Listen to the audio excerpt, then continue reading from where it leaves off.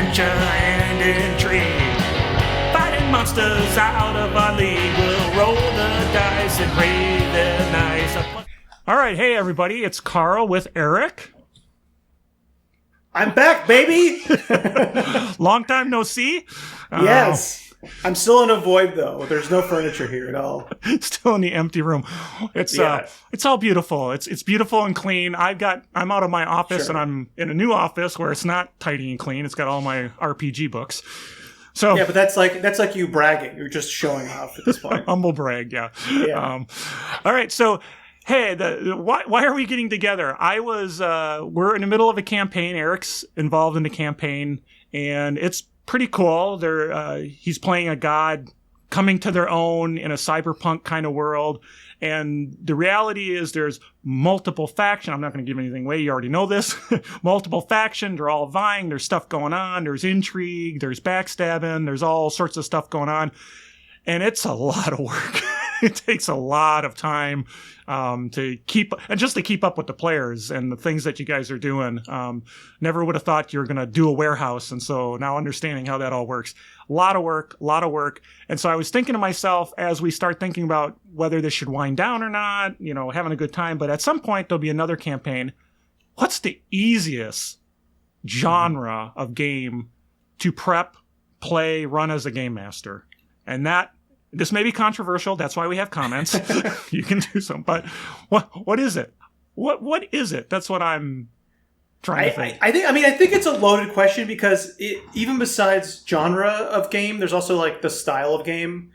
And then we're also talking about like narrative games versus tabletop games, right? Because are we including like maps in this discussion? Are we assuming this is just not a narrative game? This is a game with maps. Well, so that's a great question. So what makes easy prep? I guess you need to define your rubric for what makes easy prep. And I totally agree. One is the amount of resources available.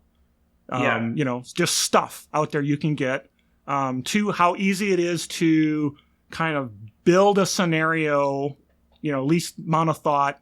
How hard is it or how much work is it to kind of build out some kind of arc or that sort of thing. Basically, how much brain power does it take to do all these sorts of things? But to your point, maps and resources and that sort of thing is one of those because that is a prep thing that takes time to work on and understand. I mean, maybe we should start there. As far as if we're talking about maps, you just have to know it's just fantasy. Like, just as far as like, especially virtual and even non-virtual tabletop, fantasy is just going to be easier, especially virtually, just because there's so much out there. I mean, I ran my Fallout game, and while there is some I had to pay for some post-apocalyptic maps, and there's some modern stuff. I mean, it doesn't even compare to the level of fantasy art and fantasy maps and assets there are out there. So as far as that's concerned, I'd have to say fantasy, followed up by a modern because, post-apocalyptics, I guess, because post-apocalyptic can borrow. Post-apocalyptic can borrow from sci-fi, modern, and fantasy. Like you can have all of those wilderness and stuff.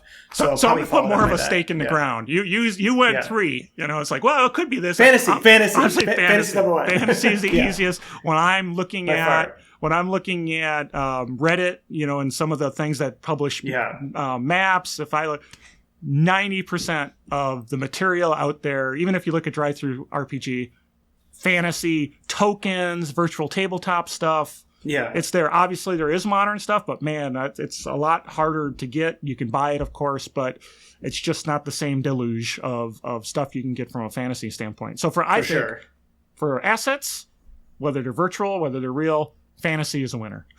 And I'm going to say the hardest is probably science fiction. Now, that's pretty broad too, because a lot of science fiction could be planet exploring, so you can use some of those same assets. But as far as like high technology, and you can kind of borrow from cyberpunk, but if you think of any other genre, like that has to be the hardest, or something like historical, kind of like not medieval historical, but like, the 1920s or something. Mm-hmm. There's just not a lot for that. Yeah, I mean, even in science fiction, what's available, if it's not a ship, it's it's hard to find it. Yeah. If it's a ship, okay, you can find ships.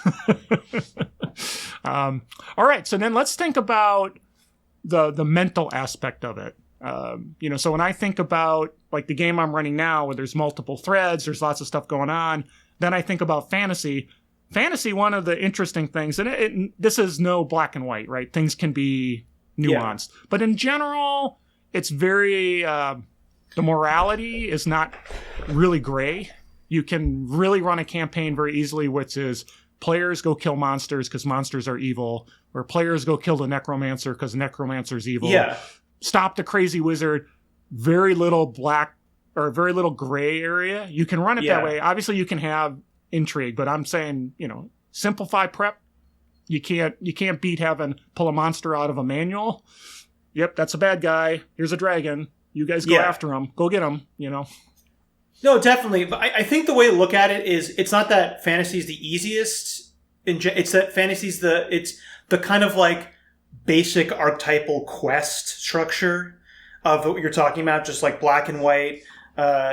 Just go and kill the thing or go do this one task and come back. Like that type of thing just meshes the easiest with fantasy. I think that's more what it is because, like you said, fantasy can have, you can have a political game in fantasy. You can have a lot more gray areas. So there's all that stuff still available there. I just think that it's the easiest, and we're definitely programmed to be like, you guys you guys have your travel sequence, you get to the dungeon, you defeat the bad guy, and there you go.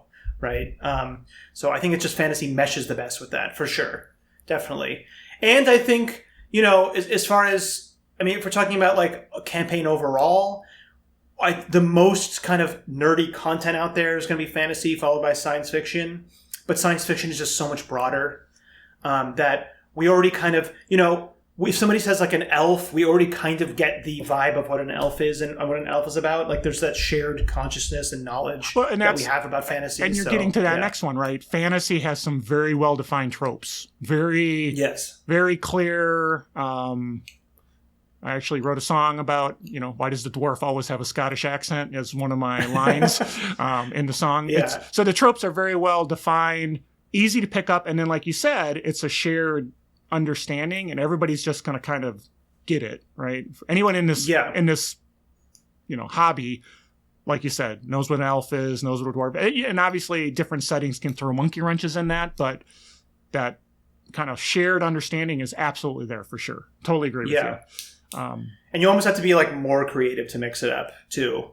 And then but followed by that, I think we're talking about modern and superheroes. Like modern superheroes is probably the runner-up for that for me, just because superheroes are also so archetypal, and we just have such a strong thing, even unless you really mix it up. And generally, like modern, we all know modern society, so unless you're doing something like really like far future or far past, like you don't really have to explain a lot with modern society either. Like they're like, oh, there's a diner. Like we all know what a diner is. You don't need to go into detail what a diner's about or anything like that. So, and what's fair is in some of that, in the superhero, a lot of people take and they run their superhero campaign in the city they live or a city they're pretty well familiar with. And so it's, that there's a thing down the street.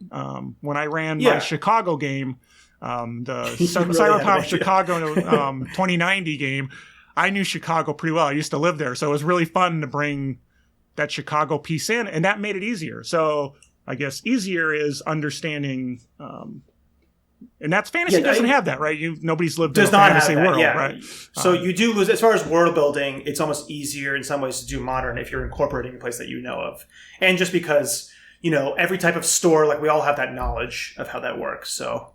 And then, okay, so now another thing. What about this? I know in the role playing, there's always player to player interaction. There's, there's a little bit of conflict lots of times, but it feels like in fantasy, roles tend to get very well defined, and so there's less PvP kind of thing unless you truly have like an outlier. We've got evil people in the party, and now there's arguments, but you don't. You got the wizard, and they're not necessarily stepping on the toes of the barbarian. And yes, they've got the tropes of, oh, you funny, smart guy. Oh, you beastie guy. But it feels like, as a game master, I don't have to spend a lot of time trying to referee crazy stuff in that. I don't know. What do you think about that? I'm not sure. Do you mean like player conflict or? Yeah, like real player conflict, not banter and I honestly think that's not even genre. That's just a group dynamic thing. You think so? Yeah. Yeah, and I mean, obviously, it's going to be, if you're talking about people getting annoyed because somebody else is kind of stepping on their toes, then a class system, is going to have less problems than maybe something like Savage Worlds, where people can be very similar. Or two fighters can have kind of different vibes too. So I don't know. I kind of feel like that's more of a group dynamic than anything of just... Okay, fair enough. Fair enough. It was just a thought, but I see where you're coming from. I think so. Yeah, for sure. One other thing I think I want to also bring up, and again, the fantasy, this is a different way that fantasy also makes it the easiest, is that when you're talking about like world building and getting crazier, besides a modern thing, magic is just such a good universal, even if you're doing like a hard magic, which that, I don't know what game is like that. I guess Savage Worlds, you could definitely structure things in more of a hard magic way. But magic's just an easy way to be like, yeah, this is why this is... You can have anything weird and just kind of say it's magic. So you don't really have to describe always. It's just cause, yeah. Or just be like, this is this type... You can kind of be a little bit more... you don't have to be so specific. Even if somebody's trying to figure it out with like an arcane roll, like you don't really have to be that, deep with how everything works, because magic is just magic. It's the MacGuffin, right? Yeah. Or something like science fiction, you kind of... at least I do. I feel like you have to be way more like, how does this work? Or what is this? Or what is... I have to actually look up actual scientific theory. People are less willing to throw their own knowledge out the window when it comes to like science fiction or a modern.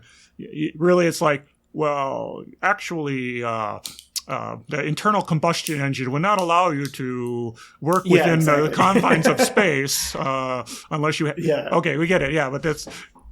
Fantasy, it's like, well, I don't know how you could float a citadel. Magic. Yeah. There's this magic crystal. It works. So, So I think we have a pretty clear winner here. Is fantasy, right? But what makes it harder? How's that? I mean, you touched on it. What makes it harder is that there are so many tropes. So being more creative and, really doing something different is actually harder if you don't want to live with the tropes, for sure. And it's almost like, I mean, again, it depends on the group, but people might also expect more from like maps and having big dungeons and that kind of thing. I feel like maybe with a different settings, you can kind of get away with mostly theater of the mind and just have your like one battle, like a smaller map. But I mean, exploration and all that stuff, like fantasy is such a big part of it too, is that the players might even want more. You're gonna have to kind of give them more, and especially in the VTT world, right? Where I mean, all these things now have line of sight and wall building and light sources, and I see some of the things people do in these VTTs, and they're just like stunning. I mean, it's like, it's, the old days, you threw a map on the table. It's like, oh my God, here, there's visibility and view. And that when I'm doing stuff, I try to do that. And it's so hard that I end up just using, putting a thing on the top and erasing it as we go kind of thing. So, but there is a bigger expectation there for sure. And that requires a lot of prep from the game master. Absolutely. And usually systems, when you're doing fantasy, you have a lot more loot to contend with. And so, like, loot often becomes an issue as far as, like, how do I give them loot? What loot do I give them? And there's definitely simpler ways to do it, but that is also can be a thing. It's just loot can make it much more difficult, to prepare. For sure. Yep. What other thing? We talked about where modern games are a little easier because they're more familiar, and that's not true of fantasy, even though with the tropes. Well, I put this down as kind of a note, but... there is that additional creativity, not just the tropes, but now there is the expectation of this stream of new stuff, of new monsters, new challenges, versus in a science fiction or modern, like the game you guys are playing now, your foes, some of them are creatures, some of them aren't, but in general, it's people, that are in this world.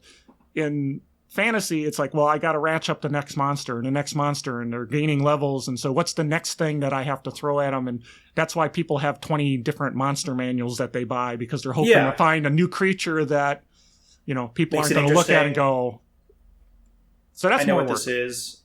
Yeah, and then when you have like the cosmology of fantasy is going to be more complicated often when you're talking about different planes of existence and the creatures that kind of, inhabit that and different damage types and all that stuff. And that kind of goes along with science fiction too, when you have different aliens and planets and how do those politics work. So, it's almost kind of a tie between fantasy and modern. And when I say modern, I often will kind of group in post-apocalypse. Because that's kind of, you can get away with a lot of modern maps with that. And if you do modern urban fantasy, well, then you get the magic. The best of magic in there too. Which you are doing. I mean, you're doing that, but with some other stuff. So yeah, my magic is machines.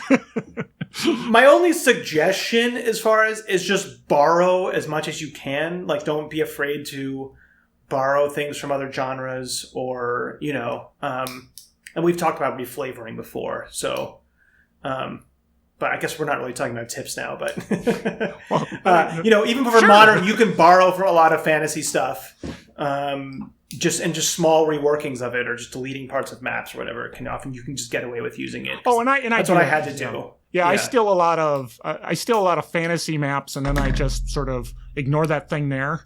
There's not a trash chest on the picture with a lot of treasure spilling out. That's not there. It's something else. So there's not like a runic gate that's lit up. Just kind of black over that part. Yeah. Yeah, exactly. All right. Well, cool. So kind of an agreement. Seems like fantasy's the easier, with modern kind of coming in a second, because the modern, people understand it. They've been there. Yeah. They live it. Science fiction seems to be kind of the harder, or anything that requires. I think it's the hardest. Sort of stuff. I think it's the hardest. Yeah.